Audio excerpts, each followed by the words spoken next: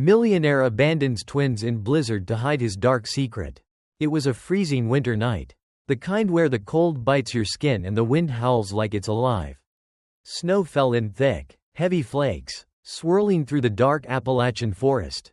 James Harper, a wealthy businessman, gripped the steering wheel of his black SUV as he drove down a narrow, winding road. His hands were sweaty despite the chill, and his heart pounded with a mix of guilt and fear.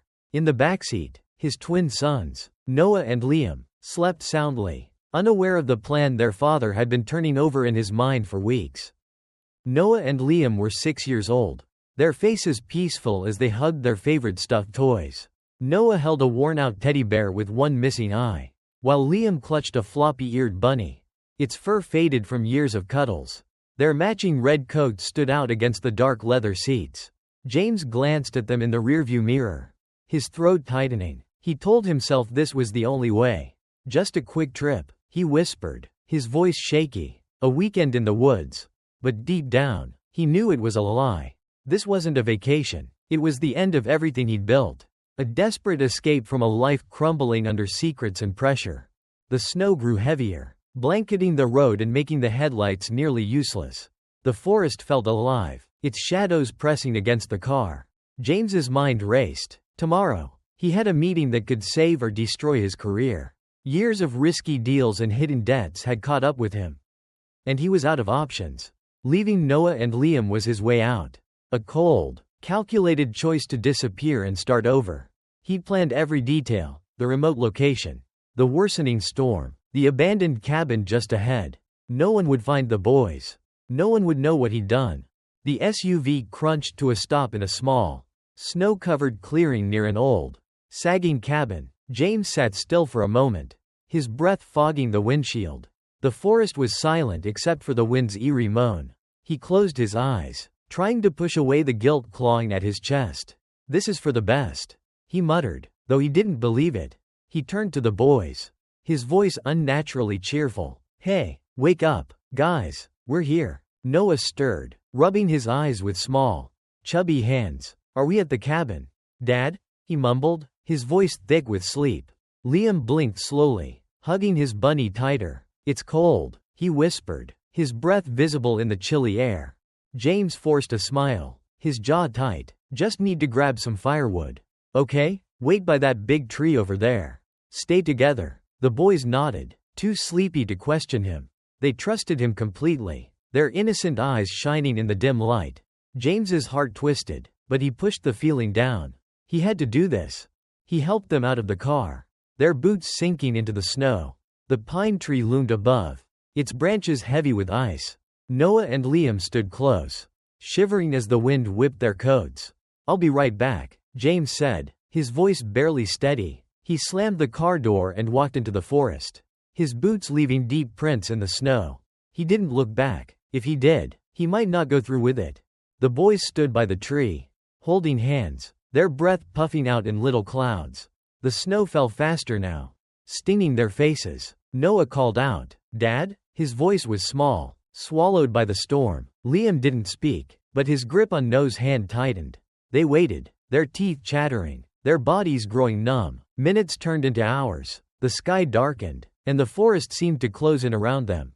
"Maybe he's lost," Noah said, his voice trembling. He wanted to believe it, needed to believe their father was coming back. Liam stayed silent, his eyes fixed on the swirling snow. He felt it in his gut, something was wrong. Their dad wasn't coming back. The cold was unbearable now, creeping into their bones. Noah's teddy bear was dusted with snow, and Liam's bunny was soaked. They huddled closer, their small bodies shaking. "I'm scared," Liam whispered, his voice so quiet it barely reached Noah. The words hung in the air, heavy with truth. They were alone, abandoned in a world that felt endless and cruel. Just then, a figure appeared through the snow, a tall, broad man in a thick coat, his face rough with stubble and frost. Michael Stone, a former soldier who lived alone in the forest, was hauling a sled of firewood when he spotted the boys. His heart stopped. Two tiny figures, barely visible under the pine tree, stood shivering in the blizzard. He dropped the sled and ran toward them, his boots sinking deep into the snow. "Hey," Michael called, his voice cutting through the wind. The boys froze, their eyes wide with fear and hope. Up close, he saw how pale they were. Their lips blue from the cold. "It's okay," he said, kneeling down. "I'm not gonna hurt you." "What are you doing out here?"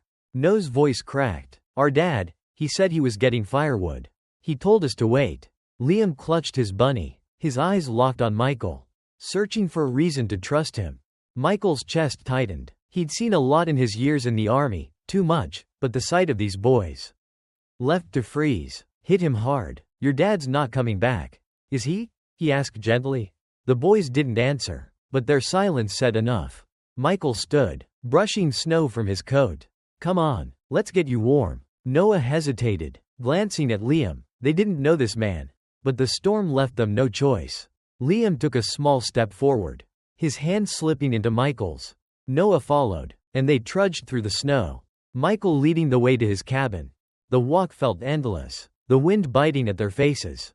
Michael kept talking, his voice steady to calm them. "My cabin's not far. Got a fire going. Some hot chocolate too." The boys didn't reply, but their steps grew a little surer. Noah held his teddy bear close, while Liam's bunny dangled from his arm, dripping with melted snow. When they reached the cabin, warmth hit them like a blanket. The small wooden house was simple, with a stone fireplace glowing in the corner. The smell of burning wood filled the air, and the golden light pushed back the darkness. Michael led them to a table near the fire.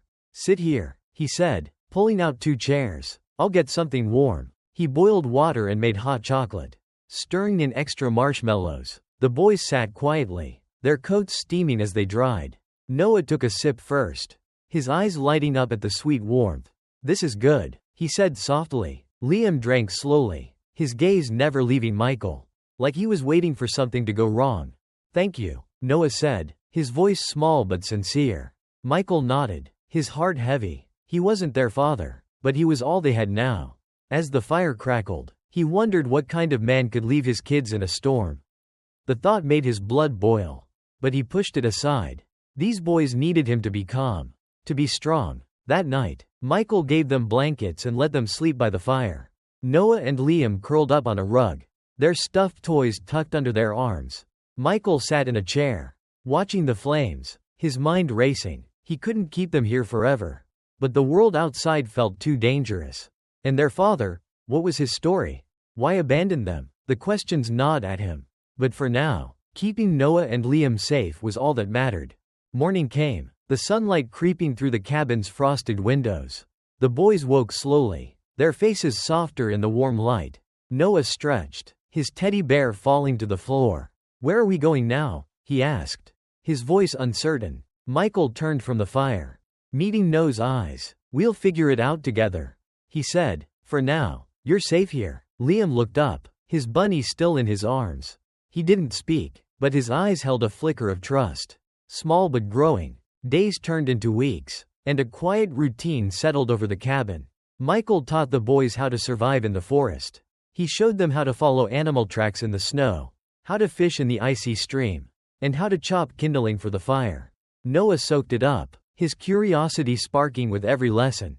He'd laugh when Michael told silly stories about his own childhood, his smile brightening the cabin. Liam was quieter, always watching, but he started to join in, his hands steady as he learned to tie knots or sharpen a stick. The boys were healing, slowly. The pain of their father's betrayal lingered, but Michael's steady presence gave them something to hold on to. Noah began to talk more, asking questions about the forest, about Michael's life. Liam stayed reserved, but he'd sit closer to Michael by the fire, his bunny less tightly clutched. One morning, as snow fell softly outside, Noah looked up from the fire. "Why did you help us?" he asked, his voice curious but heavy. Liam glanced at Michael, waiting for the answer. Michael paused, poking at the fire. He'd known this question was coming. The truth was complicated, tied to his own past, years of war, loss, and guilt he'd buried when he built this cabin. But these boys deserved honesty. "When I saw you out there," he said, his voice low, "I saw 2 kids who didn't give up. You were scared, but you held on. I couldn't walk away from that."